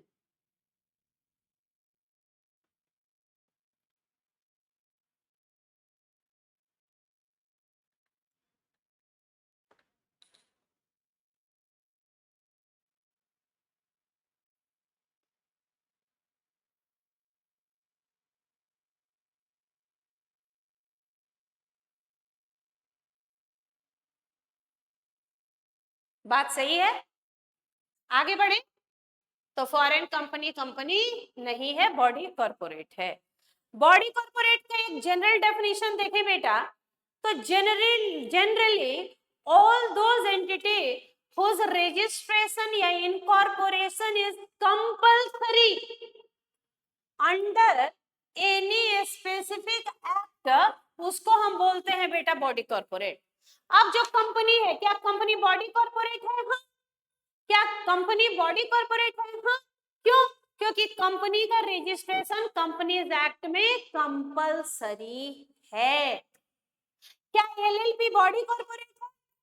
क्या एलएलपी बॉडी कॉर्पोरेट है? हाँ, क्योंकि एलएलपी का रजिस्ट्रेशन एलएलपी एक्ट 2008 में कंपलसरी है। क्या फॉरेन कंपनियां बॉडी कॉर्पोरेट है? हाँ, क्योंकि वो किसी न किसी कंपनीज एक्ट में तो रजिस्टर हुई होंगी ना बेटा। बात तो सही है, यानी फॉरेन कंपनी कंपनी तो नहीं, समझ आया? फॉरेन कंपनी बॉडी कॉर्पोरेट है। टोटल आपको कंपनीज एक्ट में कितने सेक्शंस पढ़ने हैं? 470 सेक्शंस, 7 शेड्यूल और 29 चैप्टर्स। कितने सेक्शंस पढ़ने हैं बेटा कंपनीज एक्ट में? Total 470, 470 sections, 7 schedules and 29 chapters. अब शुरू करते हैं हम लोग बेटा सेक्शन 1। सेक्शन 1 हमसे 4 बातें करता है। पहली बात, what is the title of companies act, extent, commencement and applicability. 4 बातें करता है हमसे सेक्शन 1। क्या? सेक्शन 1 4 चीजें। पहला टाइटल, तो हर एक्ट के 2 टाइटल होते हैं बेटा, एक होता है लॉन्ग टाइटल और एक होता है शॉर्ट टाइटल। आप पढ़िए तो जरा एक बार बोलेंगे देख के और उसके बाद लिखेंगे। चलिए बोलिए, कंपनीज एक्ट का लॉन्ग टाइटल क्या है? कंपनीज एक्ट का लॉन्ग टाइटल क्या है? An act to consolidate and amend the law relating to companies. 100% मुझे उम्मीद है कि फाउंडेशन में आप लॉन्ग टाइटल नहीं पढ़े होंगे, आप सिर्फ शॉर्ट टाइटल पढ़े होंगे, दी कंपनीज एक्ट 2013। मैडम फाउंडेशन में इतना एनालिसिस कहाँ किया? हाँ बेटा, वो फाउंडेशन था ना, उतनी एनालिसिस नहीं थी। अब इंटर लेवल पे आप पूरा एनालिटिकली पढ़ना पड़ेगा, एक एक चीज क्या हो रहा है, क्यों हो रहा है, कैसे हो रहा है। क्योंकि अगर आप कॉन्सेप्चुअली क्लियर नहीं होंगे तो अब यहाँ पे आंसर्स आएंगे, क्वेश्चन कुछ डायरेक्ट भी आएंगे, कुछ केस स्टडी भी आएंगे, पर अगर आपकी कॉन्सेप्चुअल क्लैरिटी नहीं है तो आप मुश्किल में आ सकते हैं। और सीए इंटर पास करते ही आप बेरोजगार नहीं रहेंगे, इस बात की ये गारंटी है।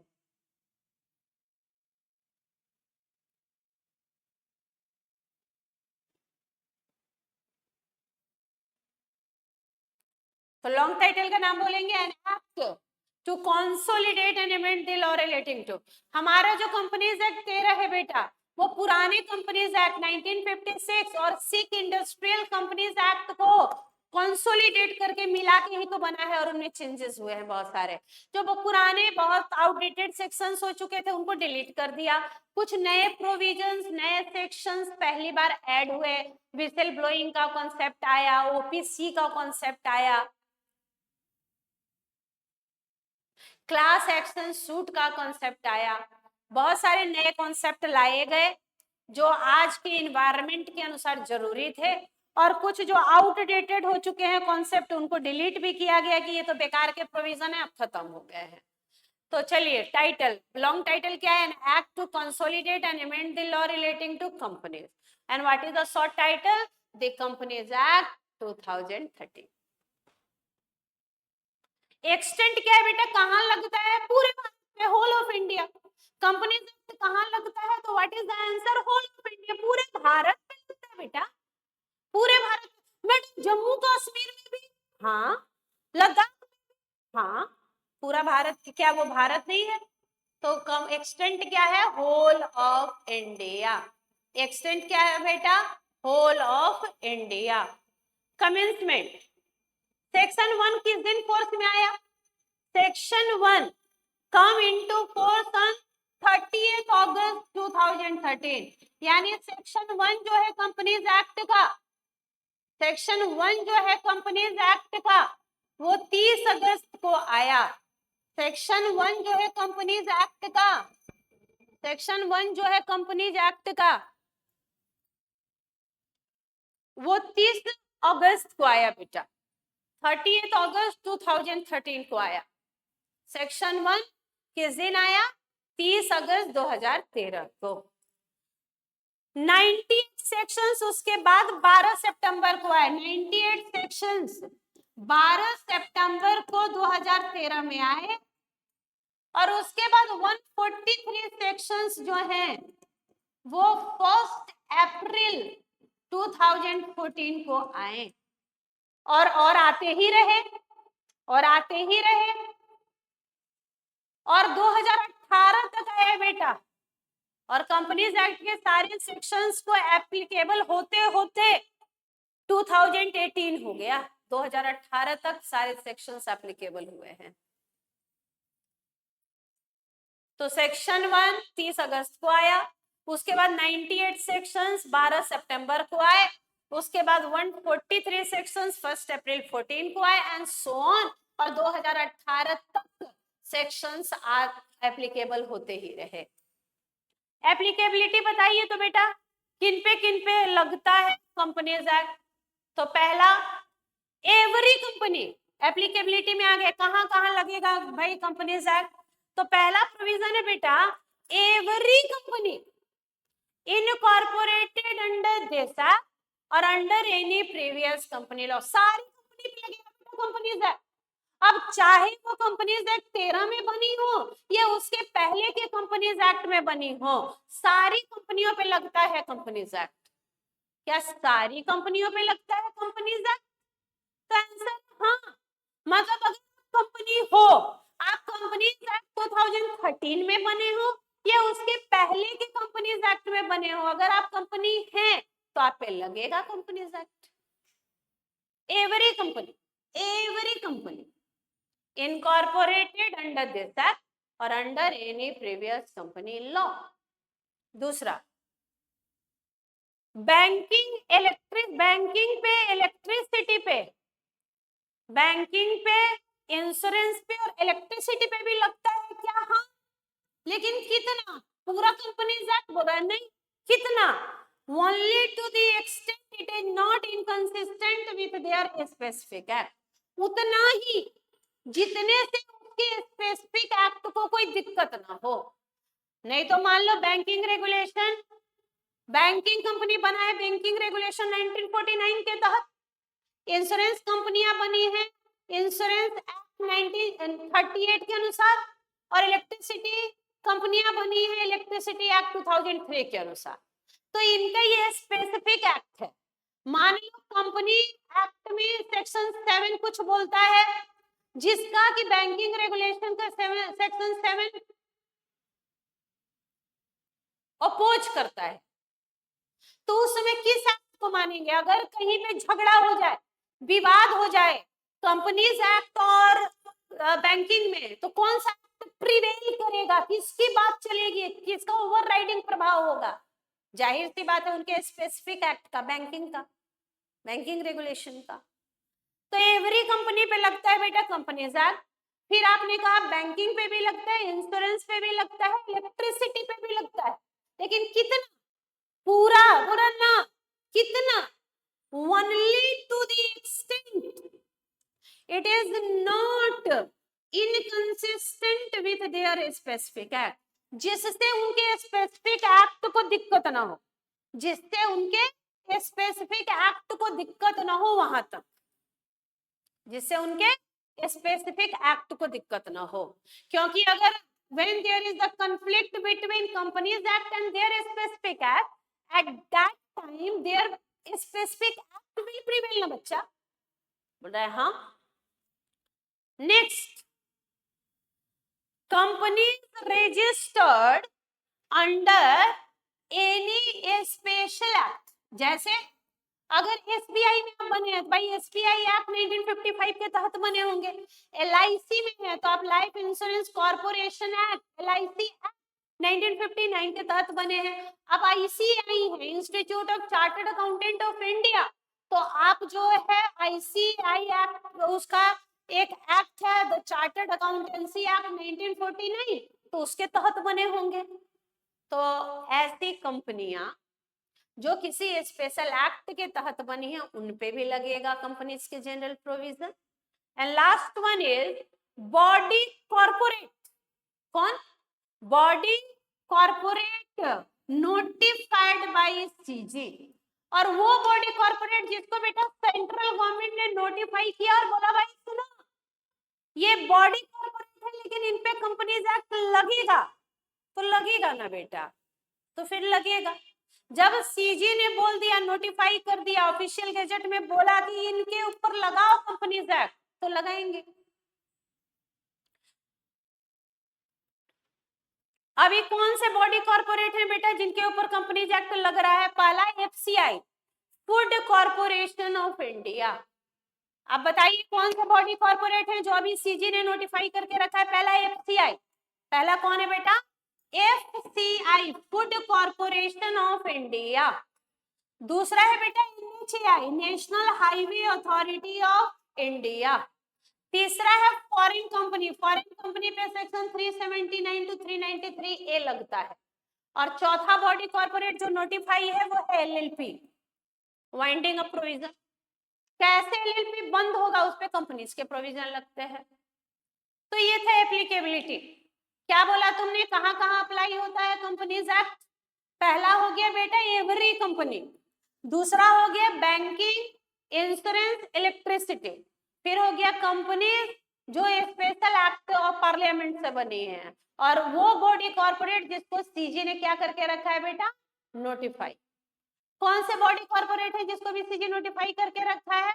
FCI, Food Corporation of India, NHAI, national Highway Authority of India, foreign company पे सेक्शन 379 टू 393 ए, और एलएलपी, वाइंडिंग अप प्रोविजन।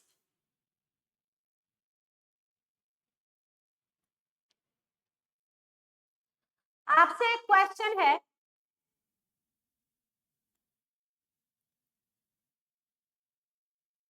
आपसे एक क्वेश्चन है, आपको बताना है कि ये ट्रू है कि फॉल्स। आपसे एक प्रश्न है, आपको बताना है कि ट्रू और है कि फॉल्स। ये all companies are body corporate but all body corporates are not companies. All companies are body corporate, जितनी कंपनी है बॉडी कॉर्पोरेट है, लेकिन सारे बॉडी कॉर्पोरेट कंपनी नहीं होते। ये ट्रू है कि फॉल्स है? ये ट्रू है कि फॉल्स है, आप मुझे बताएं। All companies are body corporate, जितनी कंपनियां वो सब बॉडी कॉर्पोरेट है, but all body corporates are not companies. ये स्टेटमेंट ट्रू है कि फॉल्स है?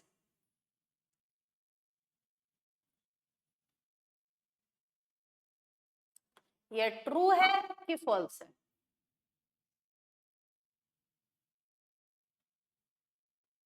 ये स्टेटमेंट ट्रू है कि फॉल्स है?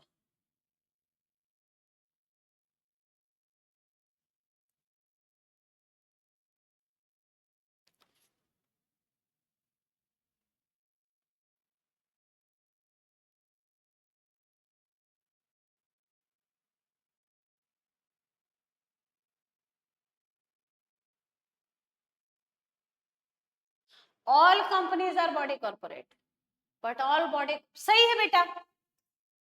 कंपनी है तो वो किसी कंपनीज एक्ट में कंपलसरी बेसिस पे कंपनीज एक्ट में रजिस्ट्रेशन कराना पड़ा होगा तो बॉडी कॉर्पोरेट हो गई। लेकिन सारे बॉडी कॉर्पोरेट कंपनी नहीं होते। FCI, Food Corporation of India, body corporate है क्या? कंपनी है। एनएचएआई बॉडी कॉर्पोरेट है क्या? कंपनी है। फॉरेन कंपनी क्या? कंपनी है। एलएलपी क्या? ये सब कंपनी है क्या? एलएलपी बॉडी कॉर्पोरेट है लेकिन कंपनी नहीं है। बॉडी कॉर्पोरेट क्यों है? क्योंकि एलएलपी का रजिस्ट्रेशन एलएलपी एक्ट में कंपलसरी है। फॉरेन कंपनी बॉडी कॉर्पोरेट है क्योंकि वो किसी कंपनीज एक्ट में कंपलसरी बेसिस पे रजिस्टर्ड हुई होगी, लेकिन वो कंपनी नहीं है। तो ट्रू है। ये स्टेटमेंट क्या है? ये स्टेटमेंट क्या है? ट्रू है। All companies are body corporate but all body corporates are not companies. तो आज की क्लास में हमने क्या क्या बातें करी हैं? आपका एक काम है, दिस इज द होमवर्क।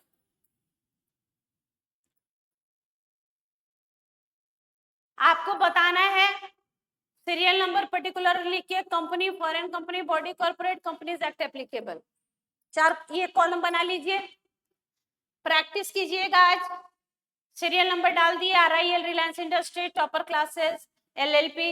क्या ये कंपनी है, क्या ये फॉरेन कंपनी है, क्या ये बॉडी, जो जहां टिक लग सकता है वहां लगाना है। एक एग्जाम्पल लिख लीजिए RIL का, ये लिख लीजिए, serial number particular company, foreign company, body corporate, इस कंपनीज एक्ट एप्लीकेबल। और देख लीजिए 2 एग्जाम्पल, रिलायंस और टॉपर्स का हमने लिखा है, ऐसे ही बाकी को लिखना है। कॉलम बनाइए, कॉलम बनाइए, सीरियल नंबर लिखिए, पर्टिकुलर लिखिए, और बताइए क्या ये कंपनी है, क्या ये फॉरेन कंपनी है, क्या ये बॉडी कॉर्पोरेट है, क्या इसके ऊपर कंपनीज एक्ट एप्लीकेबल है, ये बताना है। कॉलम बताइए, RIL और टॉपर्स लिख लीजिए, और कुछ और हम बताते हैं।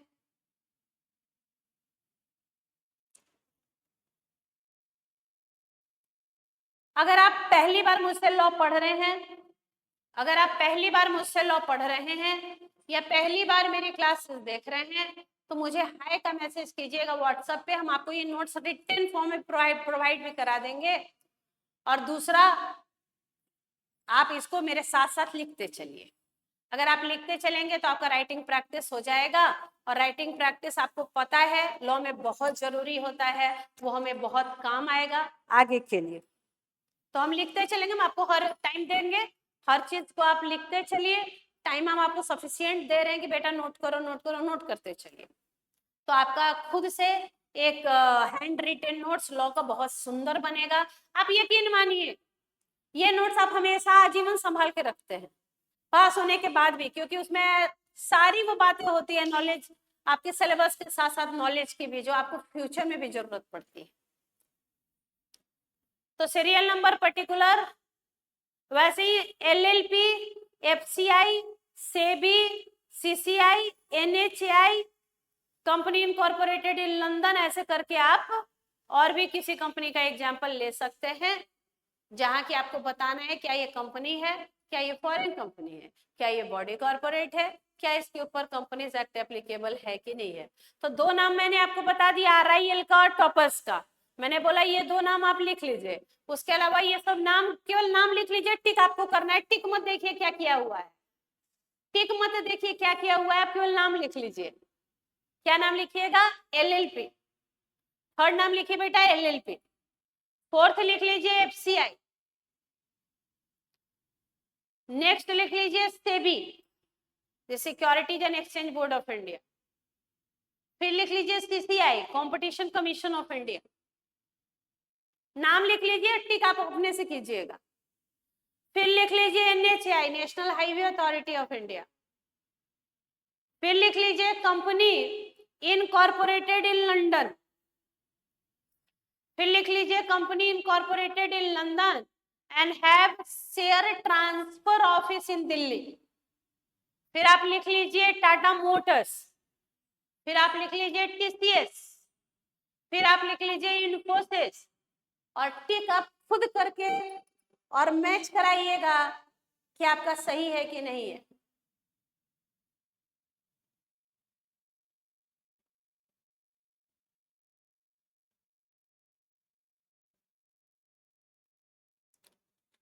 ये जस्ट आपके प्रैक्टिस के लिए था ये बात। तो आज की क्लास में हमने सेक्शन 1 पढ़ा। आज की क्लास में हम एक सेक्शन पढ़ पाए हैं, सेक्शन नंबर 1, जो 4 बातें करता है कि टाइटल बताओ। तो लॉन्ग टाइटल है कंपनीज एक्ट का, an act to consolidate and amend the law relating to companies. Short title है दी कंपनीज एक्ट 2013। एक्सटेंट है आपका होल ऑफ इंडिया। कमेंसमेंट है 30 अगस्त को सेक्शन 1 एप्लीकेबल हुआ, और एप्लीकेबिलिटी है सारी कंपनियों पे लगता है, चाहे वो कंपनीज एक्ट में बनी हो 13 में या पहले के कंपनीज एक्ट में। बैंकिंग पे, इंश्योरेंस पे, इलेक्ट्रिसिटी पे लगता है, but only to the extent it is not inconsistent with their specific act। उसके बाद उन कंपनियों पे लगता है जो under special act of parliament बनती हैं, और उन बॉडी कॉर्पोरेट पे लगता है जिसको CJ ने नोटिफाई किया है एट प्रेजेंट बोले तो 4 बॉडी कॉर्पोरेट नोटिफाइड है। पहला FCI Food Corporation of India, दूसरा NHAI National Highway Authority of India, तीसरा है फॉरेन कंपनी और चौथा एलएलपी। ये नोटिफाइड है जिन पे कंपनीज एक्ट लग रहा है।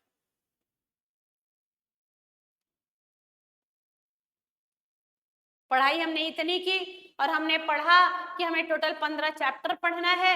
15 चैप्टर में 11 चैप्टर कंपनीज एक्ट का, एक एलएलपी का और 3 अदर लॉ, टोटल 15 चैप्टर पढ़ने हैं। आईसीआई हमें 3 मॉड्यूल भेजेगा और हम पढ़ना शुरू कर रहे हैं लॉ पहले चैप्टर से। प्रिलिमिनरी आज की क्लास अगर आपको अच्छी लगी हो तो आप लाइक करें, हमारे चैनल को सब्सक्राइब करें और जो है आगे बढ़ें। हाय का मुझे मैसेज करें, हैंड रिटन नोट्स देंगे हम आपको और जिसमें कि आप जो है आगे बढ़े। मेरा अपना चैनल भी है सहज सीए के नाम से, आप उसको भी सब्सक्राइब कर दें। वहां और भी इंफॉर्मेशंस कंपनी एक्ट के शॉर्ट्स वगैरह हम डालते हैं जिसमें आपको इंफॉर्मेटिव वीडियोस होते हैं, जिसमें कि आप कंपनीज एक्ट के जो छोटे छोटे, जैसे आज हमने जो भी पढ़ा इसके हम शॉर्ट्स डालेंगे वहां पे, तो उस वहां पे शॉर्ट्स जाएगा, यहाँ पे आप वीडियोस देखिए। टॉपर्स में आपको मात्र 11 रुपए में प्री रिजल्ट बैच अनाउंस किया है कि आप रिजल्ट से 40 दिन पहले ही पढ़ना शुरू करें। आप जरूर पढ़ें अर्ली बर्ड में। हर बच्चे को मेरा यही सजेशन होता है, जो भी बच्चा अर्ली बर्ड पढ़ता है वो बोथ ग्रुप हमेशा पास हुआ है, रिकॉर्ड है ये हम लोगों का कि जो भी बच्चा हमारा अर्ली बर्ड पढ़ता है, क्योंकि जब बाकी बच्चे रिजल्ट का वेट कर रहे होंगे आप पढ़ रहे होंगे, आप सोच में, पढ़ाई में, एग्जीक्यूशन में बाकी लोगों से आप 40 दिन आगे चल रहे हैं। तो टॉपर्स आपको जो है ग्रुप 1 ग्रुप 2 की पूरी क्लासेस देता है। आपको आज ही टैक्स की क्लासेस 11 बजे से अरविंद दुबे सर लेंगे और कल के दिन में टीटीएस में भगवान सर अकाउंट्स आपको पढ़ाएंगे। तो आप टॉपर्स नॉर्थ इंडिया में सबसे पुराना कोचिंग इंस्टीट्यूट में एक है और दिल्ली में नंबर 1 है। तो आप जो है ये रिश्ता विश्वास का है। आपने पढ़ा होगा फाउंडेशन में कि फिड्यूशियरी रिलेशनशिप होता है आपका और हमारा। हम टीचर और आप स्टूडेंट, हमारा विश्वास का, ट्रस्ट का, कॉन्फिडेंस का रिश्ता है। ये रिश्ता बना रहे, भरोसा बना रहे, इसके लिए पूरा अथक प्रयास करते हैं हम लोग भी। और आज तक जितने भी बच्चे पढ़े हैं वो सबने विश्वास किया है, विश्वास दिखलाया है, तभी 30 साल से टॉपर्स आज भी एग्जिस्टेंस में है और अच्छा कर रहा है लगातार और आज भी नंबर 1 है। तो टॉपर्स के साथ जुड़े, पढ़ें, आगे बढ़ें, सीए बने और कल देश विदेश में जाके हम लोगों का भी नाम अपने माँ बाप के साथ साथ रोशन करें। तो ऑल द वेरी बेस्ट। और फिर से एक बार नवरात्रा की शुभकामनाएं। मैंने भी 9 दिन का नवरात्र किया हुआ है और आप सबों के लिए कामना करते हैं हम लोग, सबका अच्छा हो, सबका भला हो, सबको दुआ देना, सबका अच्छा हो। कल फिर मुलाकात आप MWF में 9 बजे आपसे मुलाकात होगी, जहां हम लोग अभी कम प्रिलिमिनरी चैप्टर को थोड़ा समझ लें। और आज आपको पता चला ही होगा कि आपको कितना कंपनी आता है और फिर आपसे आगे की बातें होती रहेंगी। तब तक जुड़े रहें, स्वस्थ रहें, व्यस्त रहें, मस्त रहें और आगे बढ़ें। और मेरे चैनल को भी सब्सक्राइब कर दें। सहज सीए बाय सीए आरती मैम के नाम से चैनल है मेरा। उस चैनल में आपको शॉर्ट वीडियो जाएंगे जहां कि हम केवल ज्ञान की बातें लौकी करते हैं। Thank you very much. God bless to all of you. Thank you.